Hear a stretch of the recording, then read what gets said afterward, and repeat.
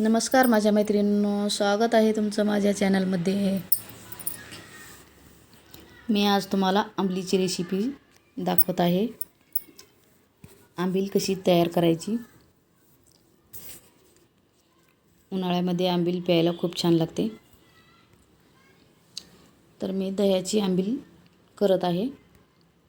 मी दह्यामध्ये थोडंसं पाणी टाकून हलवून घेतलेलं आहे, त्याचं ताक तयार केलेलं आहे आणि त्यामध्ये थोडंसं गव्हाचं पीठ आणि ज्वारीचं पीठ घातलेलं आहे।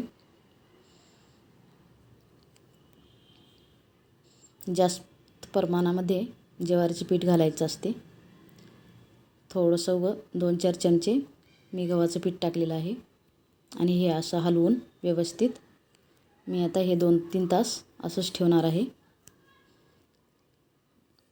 हे असं ठेवल्यामुळे व्यवस्थित आंबू लागते।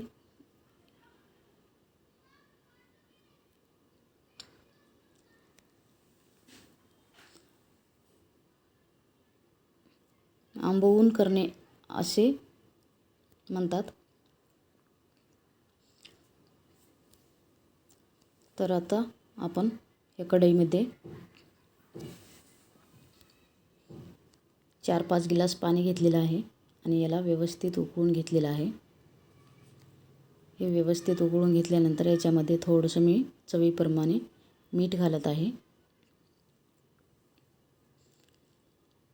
मीठ घातल्यानंतर आपण याच्यामध्ये लसूण आणि जिरे हे वाटून बारीक केलेलं कूट आहे, मी याच्यामध्ये घालून असं व्यवस्थित हलवून घेत आहे। पाण्यामध्ये लसूण आणि जिरे टाकल्यामुळे हे व्यवस्थित मिसळले जाते।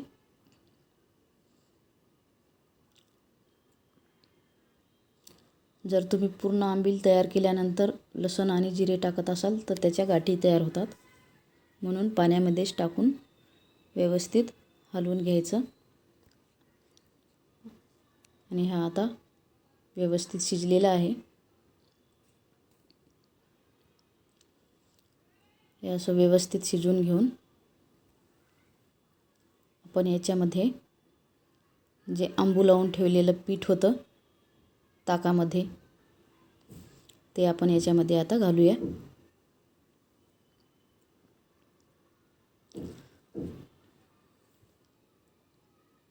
हे पीठ मी यामध्ये टाकत आहे।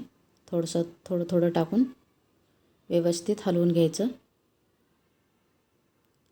गाठी होऊ द्यायची नाहीत।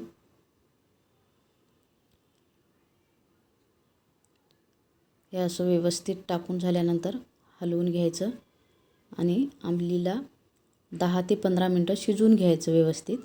10 ते 15 मिनटं शिजल्यानंतरच आंबील व्यवस्थित शिजते आणि आंबलीला चव येते। थोडासा त्याचा कलर चेंज होतो आंबलीचा शिजल्यानंतर।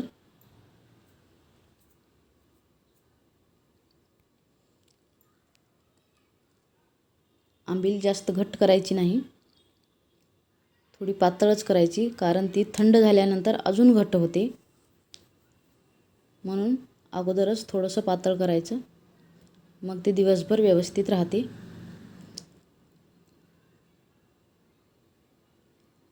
जर तुम्हाला आंबील घट्ट वाटत असेल तर आपण नंतरही पाणी टाकू शकता त्याच्यामध्ये।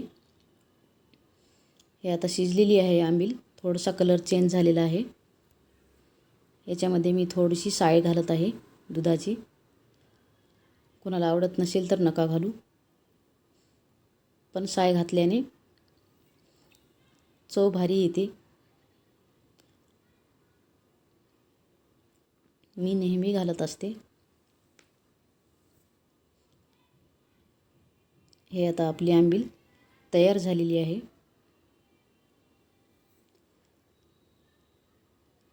दहा ते 15 मिनटं शिजून मी व्यवस्थित हे असं हलवून घेतलेलं आहे। तर मैत्रिणींनो, माझी आंबलीची रेसिपी तुम्हाला कशी वाटली ते कमेंटमध्ये सांगा आणि व्हिडिओ आवडल्यास नक्की लाईक आणि सबस्क्राईब करायला विसरू नका।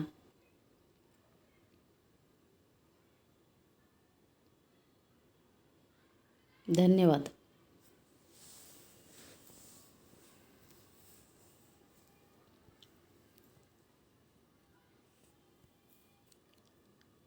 ही आपली आंबील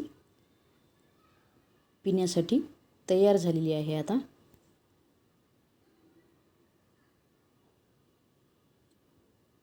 हिला थंड करून आपण पिऊ शकता.